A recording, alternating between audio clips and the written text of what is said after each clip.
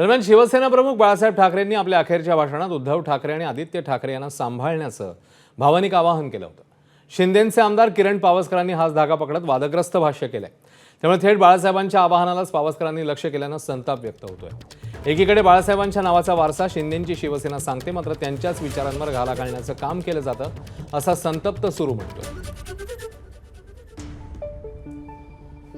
Doctor Shrikant Shinde साहेब हे सगळे आल्यानंतर यांची जबाबदारी आपल्या खांद्यावर आहे। एकीकडे सांगितलं जातं आजपर्यंत मला सांभाळलं तुम्ही दुसऱ्याला सांभाळा, त्यांना सांभाळलं की मुलाला सांभाळा। अरे हे काय पाळणा घर आहे का? आणि इकडे सांगितलं जातं की शिंदे साहेबांनी सांगितलं होतं जे जे लोक माझ्या बरोबर आलेत डॉक्टर श्रीकांत शिंदे ही तुमची पण जबाबदारी आहे आणि तुम्ही माझ्या सर्व लोकांना सांभाळायचं आहे। हा फरक आहे आजच्या गोष्टी। दरम्यान ठाकरेंच्या शिवसेनेचे आमदार अंबादास दानवेंनी पावसकरांवर कशा शब्दात आडसूड ओढले आहेत ते बघूया।